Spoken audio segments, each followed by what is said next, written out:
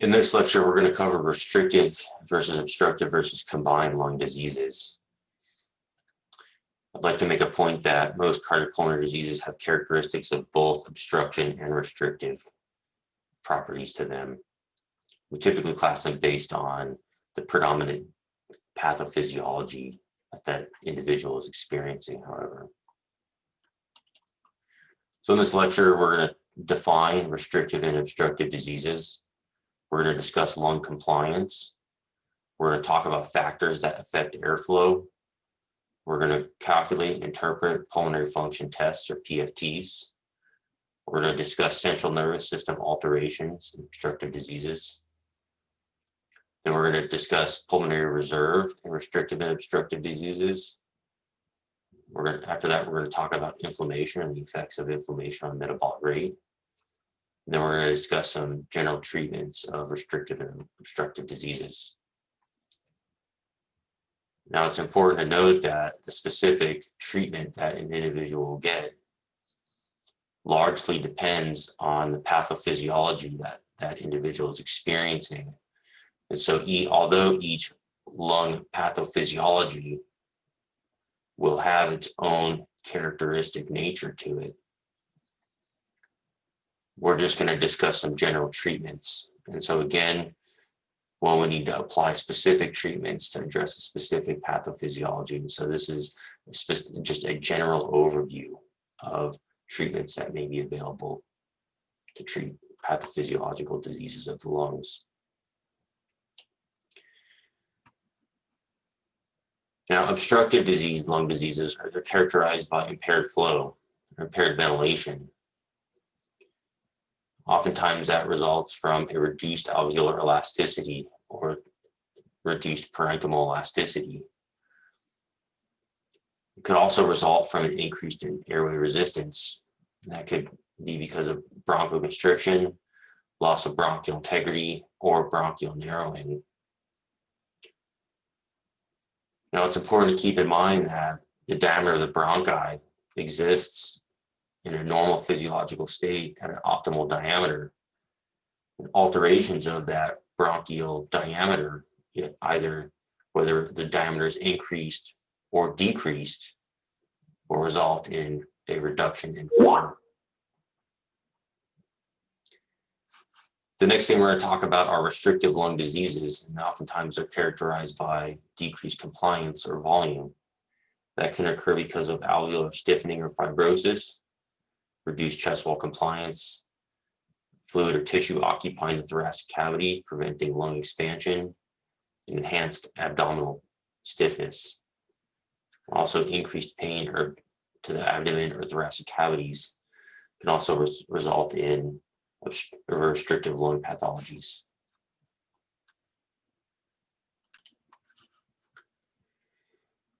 Now, of the obstructive disease pathologies, there are a handful of them, including emphysema, chronic bronchitis, asthma, bronchiectasis, cystic fibrosis, and bronchopulmonary dysplasia. If the disease pathology that an individual is experiencing doesn't fit into one of these disease classifications, then that individual has a restrictive pathology. In general, these disease pathologies present with ventilatory failure unless they're accompanied by a restrictive disease process as well. Now, most restrictive lung diseases initially present with an oxygenation failure, but it's also important to keep in mind that both restrictive and obstructive disease pathologies have component of the other condition. For example, people that have asthma oftentimes also have a restrictive component to them, or cystic fibrosis disease physiology oftentimes has a restrictive component to it as well. And so it's important to keep that in mind when dealing with pathological conditions. So now we're going to briefly discuss lung compliance.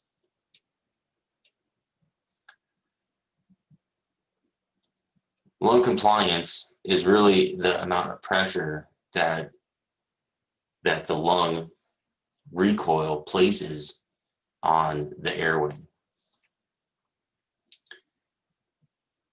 Now that's defined as static compliance.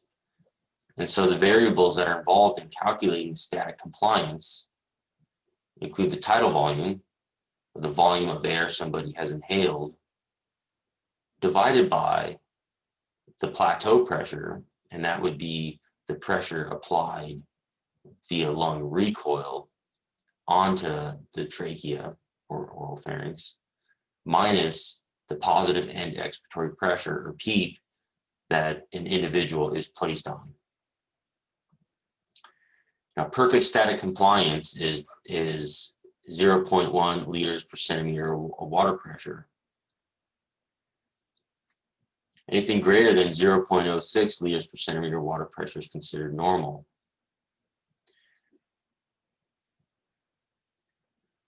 Now, dynamic compliance is considered, is useful in understanding the level of airway resistance as it relates to the static compliance.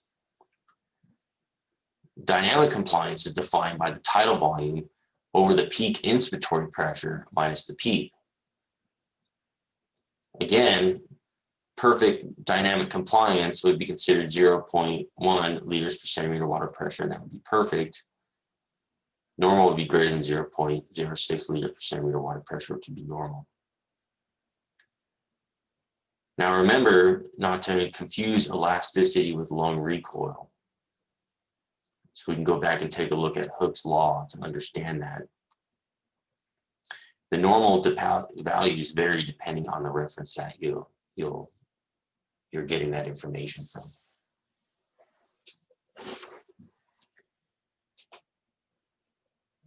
Now we're going to discuss factors that affect airflow. So in a normal pulmonary function test, the volume of air that's inhaled will be at a steady state. This would be called the resting tidal volume during normal conditions. Now, if somebody takes a deep breath, they have the ability to increase their inspiratory capacity. An individual also has the ability to exhale beyond their resting tidal volume. The amount of exhale that's always in the lung at the peak of expiration, forced expiration, is called the residual volume. The amount of air that's present in the lungs during exhalation of a normal tidal volume breath, which would be a resting tidal volume, is called the functional residual capacity. Now, upon inhalation, upon extra inhalation beyond a resting tidal volume, that volume is known as the inspiratory capacity. And then the amount of air that would be exhaled from the peak of inspiration, this would be a forced inspiratory breath, to the forced expiration, resulting in exhalation of the total amount of volume that an individual is able to exhale, is known as the forced vital capacity. Now, the functional residual capacity, the resting tidal volume, and inspiratory capacity, if you add those together, that equals the total lung capacity, which is really the entire volume of air that a lung can contain at one single time. Now, if somebody were to inhale to their peak of inspiration and then exhale swiftly, this would be forced expiration to try to exhale the entire tidal volume as quickly as possible. They should be able to exhale greater than 75% of their total lung volume in 1 second.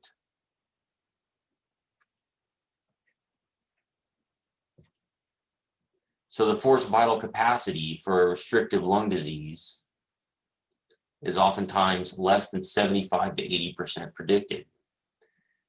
And this exact number is depending on the source that you obtain your information from. 80% predicted is the more conservative estimate. So in other words, an individual with a restrictive lung disease has a reduced forced vital capacity. They are unable to inhale the same amount of volume that an individual with a normal lung can. And obstructive lung disease is defined by, again, obstruction to flow, and therefore the FEV1 to FVC ratio is oftentimes less than 75 to 80% predicted. Again, this varies on the source, but 80% predicted is the conservative estimate. And so in this disease pathophysiology, during forced expiration, or this portion of the curve,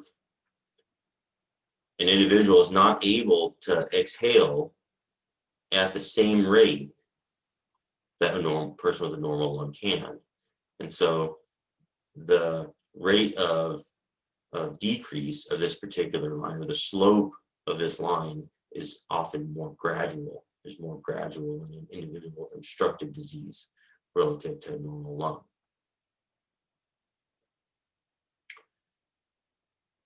Now, individuals with restrictive lung diseases have a decrease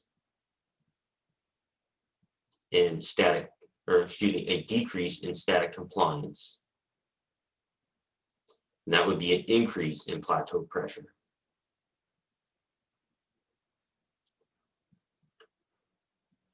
And so you can apply some of the information learned on this graph to the pathophysiology of the particular lung, including its ability to recoil.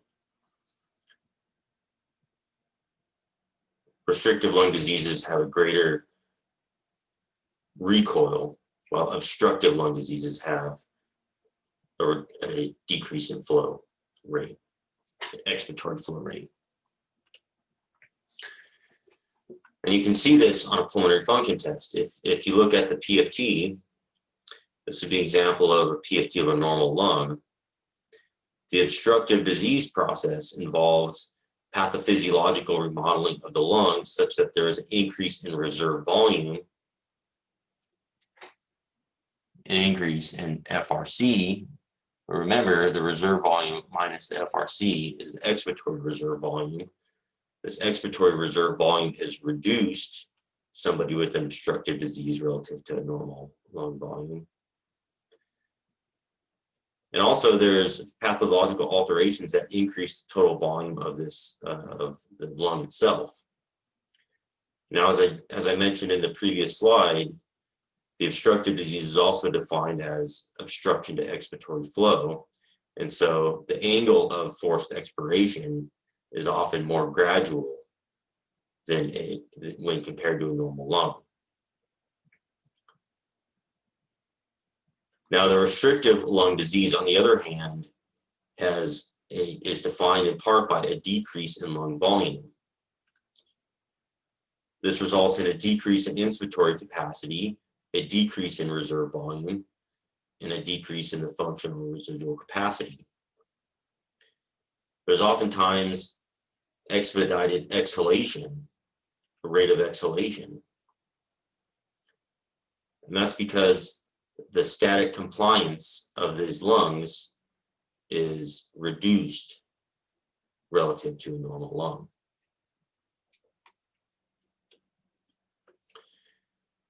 And if you were to classify these based on spirometry data and based on PFT, this is how you would classify them. Taking two obstructive diseases, asthma and emphysema, comparing that to restrictive lung disease, fibrosis, find that the FVC of the obstructive diseases would be low or normal to low. And then restrictive lung disease would have also a low FVC. The FEV1 in the obstructive diseases would be low. The restrictive lung disease would be low. But if you take the FEV1 to FVC ratio, you find that the obstructive diseases still have a low FEV1 to FVC ratio, while the restrictive lung disease will have a normal to high FEV1 to FVC ratio. Also, the total lung compliance will be normal to high in an individual with an obstructive lung disease, but the restrictive lung disease will have a lower total lung compliance. Now, if you were to give somebody a bronchodilator therapy to dilate bronchi, in other words, give a pharmacological treatment to dilate the bronchioles and the bronchi, what you'd find is that asthma, in conjunction with a bronchodilator, would have a normalization of these parameters such that you would regain some expiratory flow rate, while emphysema itself would have a moderate response. Also, there would be no response to bronchodilator therapy in a classic restrictive lung disease. And so, again, the normal diagnosis or criteria to define an obstructive disease would be an FEV1 to FVC of less than, again, 0.7 to 0.8. And then again, that would vary on the source. 0.8 would be the more conservative estimate.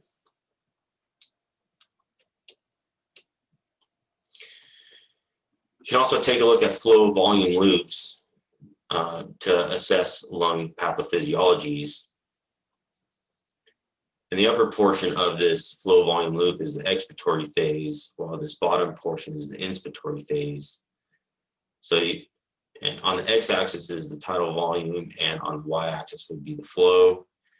And what you can see, what you can observe in these images is that there is a decrease in expiratory flow rate in obstructive diseases relative to a normal flow volume loop, and that's illustrated here in this portion of the graph here and here. In contrast, restrictive lung diseases have a faster expiratory rate and lower lung volumes upon expiration or inspiration.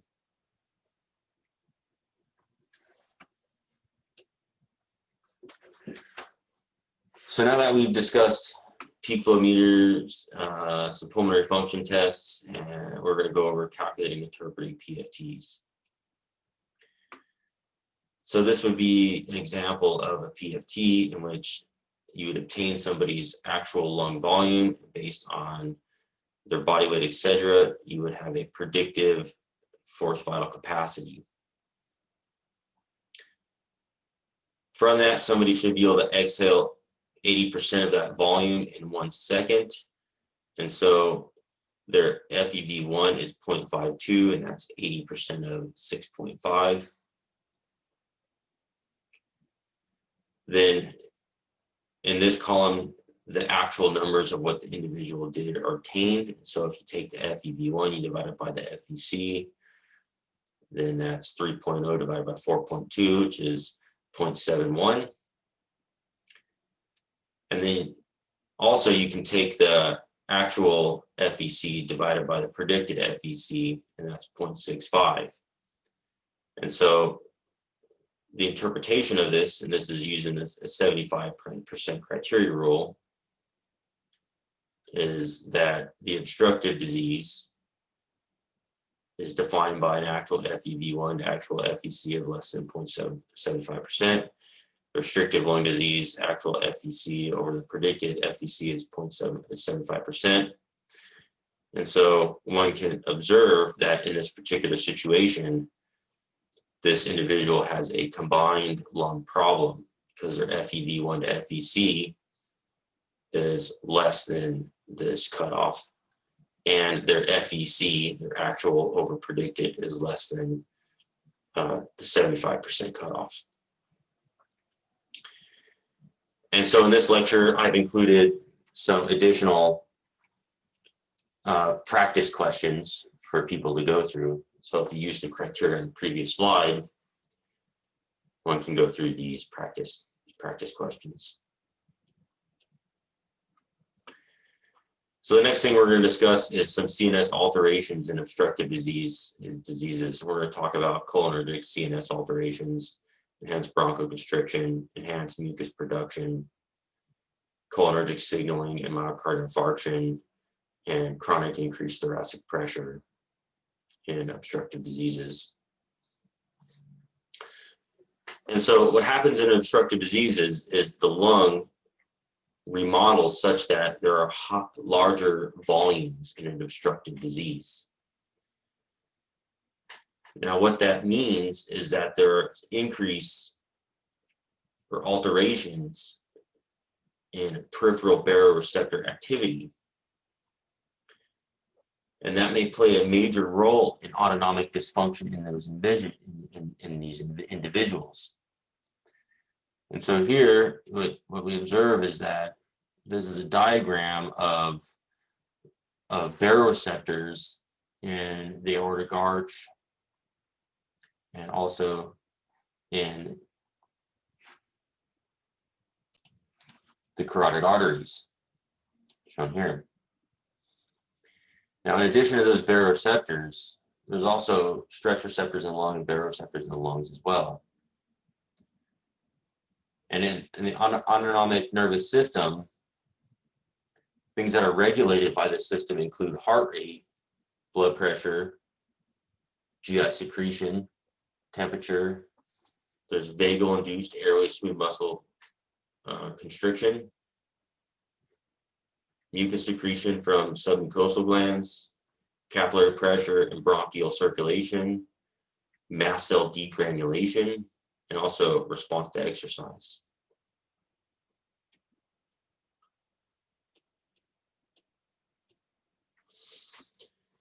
And so when we discuss obstructive diseases, one thing to keep in mind is that, well, even in most diseases that involve lung function, there's increased parasympathetic tone. And so what happens is that there's increased parasympathetic neuron signaling activity that interfaces with an alpha motor neuron depicted here. So this would be the presynaptic neuron, postsynaptic neuron here, that interfaces with the neuromuscular junction. And when the parasympathetic activity is activated, there's increased acetylcholine release of this neuromuscular junction. And the result of this parasympathetic tone is to counteract airway relaxation, bronchial dilation. And that results in bronchoconstriction. These particular receptors are known as muscarinic receptors and acetylcholine signaling. So the effect of parasympathetic nerves in chronic lung diseases enhance parasympathetic activity. It's a dominant reversible component of obstructive lung diseases. Some of the airflow limitation leading to hyperinflation can be reversed with anticholinergic therapies. So it's important for people that have an obstructive disease process to have anticholinergic therapies administered. Airway hyperresponsive tests to methylcholine or histamine demonstrates increased responsiveness. In other words, these are chemical mediators of bronchoconstriction, and an individual that has an obstructive disease process will have an increased tendency to exhibit bronchoconstriction when provided one of these stimulations. And that would be compared to a normal person.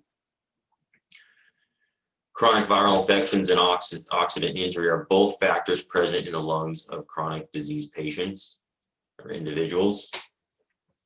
And oftentimes these chronic viral infections lead to enhanced bronchoconstriction.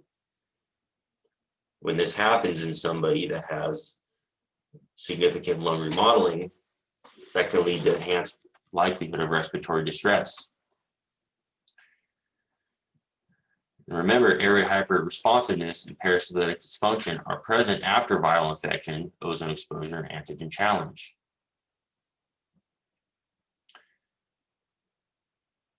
Now, although the mechanisms of airway hyperresponsiveness in obstructive patients have not all been delineated, the loss of parasympathetic control or smooth muscle, airway smooth muscle control, is a confounding and contributing mechanism to obstructive disease pathologies. And I'd also like to point out that a lot of restrictive lung pathologies, such as pneumonia, have components of obstructive disease physiology, pathophysiology in them.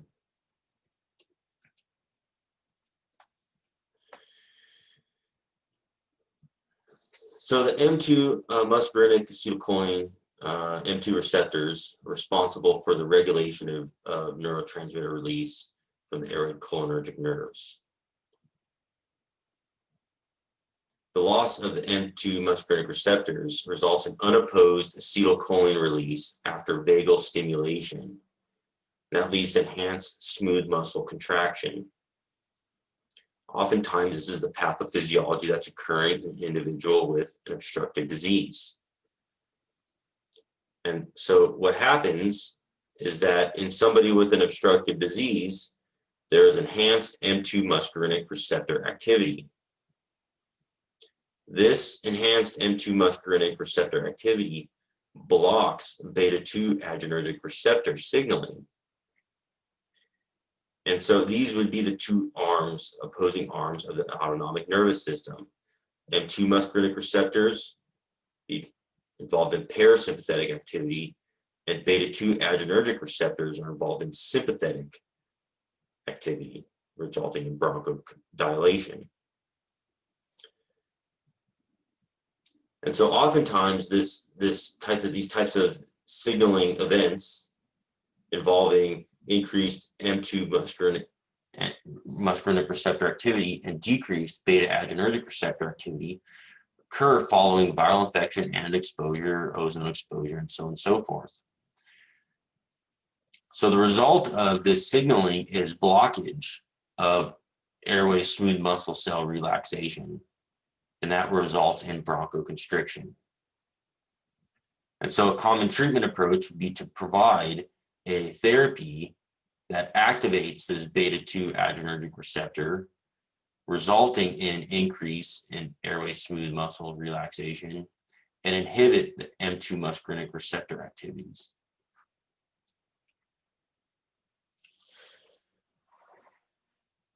Now, M3 muscarinic receptors are also part of the parasympathetic nervous system. These result in increased mucus secretion.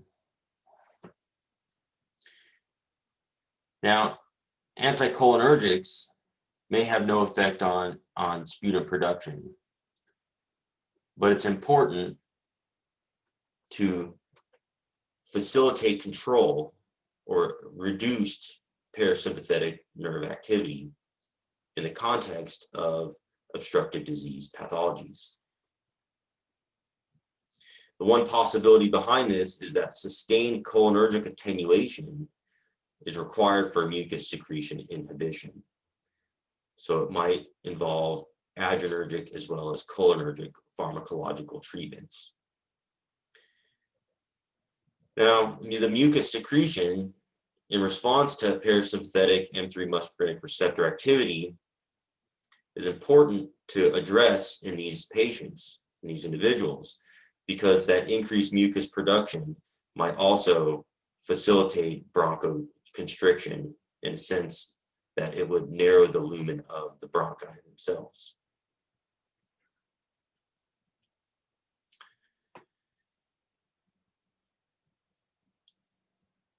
It's also important to keep in mind that obstructive disease pathologies often have enhanced pulmonary vascular resistance.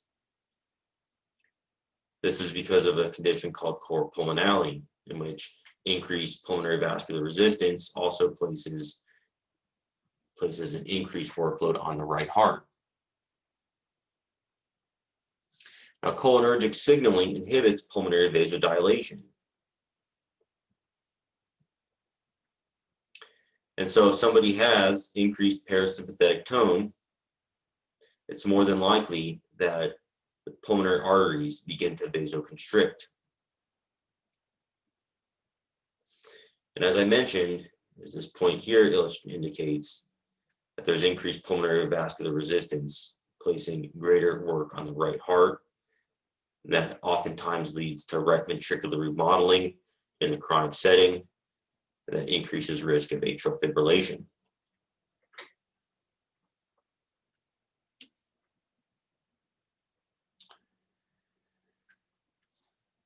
Now, oftentimes the sum total of these alterations in increased intrathoracic pressure, altering parasympathetic tone and central nervous system activity results in elevated resting heart rate, reduced baroreflex sensitivity, reduced heart rate variability. That could include heart rate variability via the inspiratory and expiratory cycles, reduced respiratory sinus arrhythmia, decreased muscle sympathetic nerve activity, abnormal or increased heart rate recovery, and reduced baroreflex sensitivity. If one were to observe a chest x-ray of somebody with an obstructive disease pathology, they might notice increased radio-opaque appearance within the pulmonary system. So that looks as though as an increase in the black coloration of the x-ray relative to normal lung. Might also observe changes in the diaphragm, such that two hemidiaphragms have a more horizontal appearance to them relative to a normal lung shown here. Increased evidence of right heart remodeling. And also in response to obstructive disease pathologies and hyperinflation is mentioned, that would be defined as diaphragmatic shortening. There's also a shift in the diaphragm towards oxidative type 1 fibers that may be considered beneficial to meet enhanced workload or enhanced endurance capacity, as these fibers have greater endurance but less contractile force. Also, oxidative stress from the obstructive disease pathology, this would be chronic obstructive disease, can result in sarcoplasmic injury that can result in contractile protein wasting and loss of force generating capacity in the diaphragm. Now, these pathophysiological alterations of the diaphragm themselves play an important role in the onset of dyspnea or weaning from mechanical ventilation if an individual needs to be placed on the ventilator.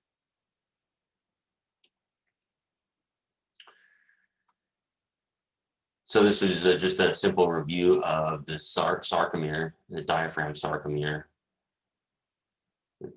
There's a Z disc, an I and A zone, an M zone. What happens is that upon calcium entry in the sarcomere, there's troponin and actin create interactions with this filament here, resulting in excitation, contraction coupling, and shortening of this overall muscle unit that results in contraction.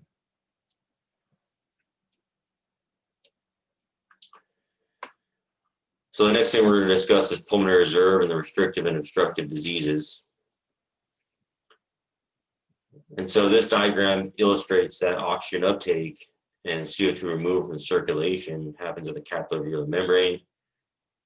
Oxygen is then transported to the distal tissues where it's utilizing the electron transport chain in the mitochondria. And that supports metabolism, including the TC citric acid cycle. And in this case, citric acid cycle is illustrated as producing CO2. Oftentimes that CO2 production is proportional metabolic rate, which is ultimately transported to the capillary membrane for diffusion across that capillary membrane and alveoli, and ultimately exhaled. Now, in an individual that has pulmonary remodeling because of a restrictive or obstructive lung disease, there is less ability of the pulmonary system to compensate for increase in CO2 production. And so if an individual with, for example, emphysema or obstructive disease pathology is unable to remove CO2 because of reduced expiratory flow, if there is a pathophysiological condition resulting in increased CO2 production, they have a poor ability to actually be able to compensate for that and remove that excess CO2 because they have a poor, what I would call pulmonary reserve, inability to change their tidal volumes and their minute ventilation to address an increase in metabolic rate. Oftentimes, that means that these individuals present with increased respiratory distress.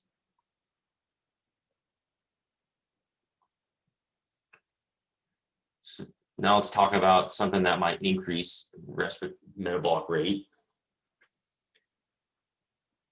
So inflammation, for example, in response to any infection, can increase metabolic rate.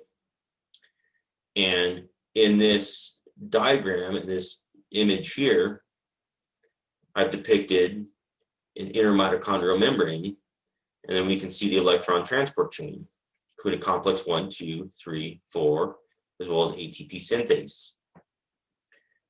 Now we remember that electrons, high electron molecules, including NADH and FADH2, that are produced in glycolysis in the citric acid cycle drop off their electron to complex 1 or complex 2. The electron movement through this electron transport chain is coupled to proton pumping across the membrane, and then proton flow back across this intermitochondrial membrane through ATP synthase is coupled to the formation of ATP. In an inflammatory situation, such as an infection or anything that increases an inflammatory response, there are proteins called uncoupler proteins that are embedded in this intermitochondrial membrane. When those are embedded, they form a channel for protons to flow through this intermitochondrial membrane without flowing through ATP synthase. In response to that, what is generated is heat, because there is twice as much or more, depending on the amount of uncoupler proteins that are embedded in the membrane, protons required to be produced or pumped across this membrane in order to get the same amount of protons that flow through ATP synthase and create the same amount of ATP as under a non-inflammatory state.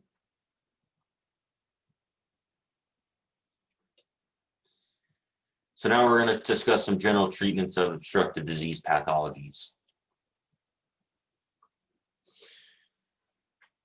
Now the treatment is somewhat disease dependent. In general, the options would be to provide or administer albuterol, ipratropium bromide would be the first line medications of choice. There are some other medications that also provide some bronchodilatory effects.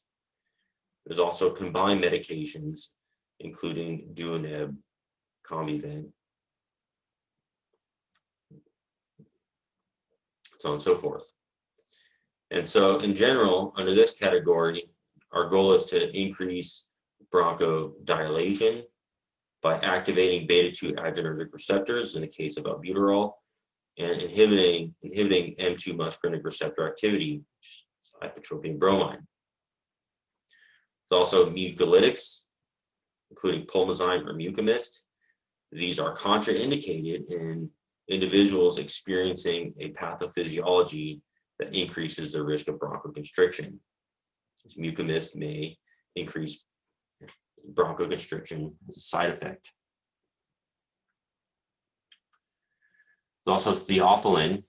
I'll discuss these in a little bit more in the next slide. Those are usually not given as bronchodilators.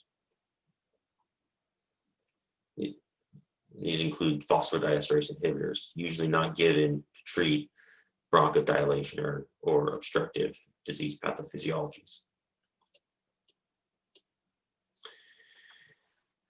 And so albuterol, what it does is it binds to a beta-2 adrenergic receptor, and that results in a conformational change in this receptor, an exchange of GTP for GDP in this, it's called the G protein, that subsequently releases itself from the beta-2 adrenergic receptor and binds to a protein called adenylate cyclase that subsequently converts ATP to 3,5-cyclic AMP. Now, this molecule goes on to serve a number of important functions, including mast cell inhibition and also smooth muscle cell relaxation. Now, ultimately, 3,5-cyclic AMP is broken down by an enzyme called phosphodiesterase into 5' AMP. And phosphodiesterase inhibitors, including theophylline, milrinone, and amrinone, are used to prevent that breakdown of 3,5-cyclic AMP. And these medications, phosphodiesterase inhibitors,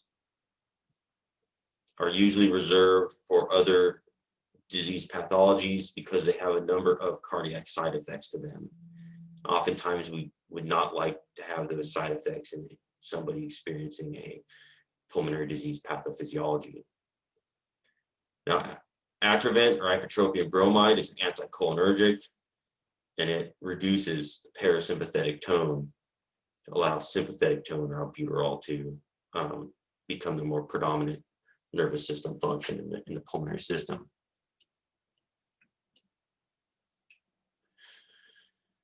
It's also anti-inflammatories, right, to reduce inflammation that may contribute to airway narrowing.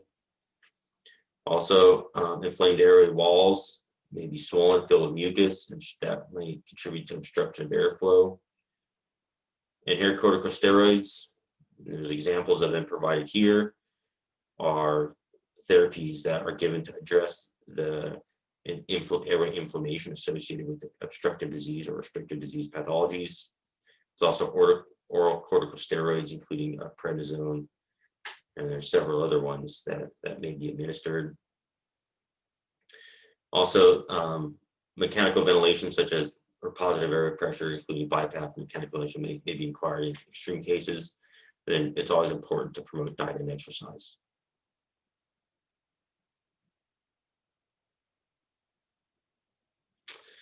There are a few medications available to treat most restrictive lung diseases, and the treatment would depend on the restrictive lung disease itself.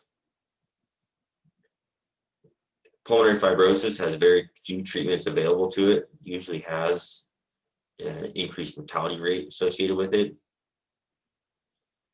In cases of restrictive lung disease that are caused by ongoing inflammation, medicines that suppress the immune system may be used. I've listed some of those here. And in severe lung cases, say idiopathic pulmonary fibrosis, pulmonary hypertension, lung transplant may be required. So to treat some of these restrictive lung diseases, you supply some supplemental oxygen. Mechanical ventilation might be necessary, or positive airway pressure may be required in severe cases.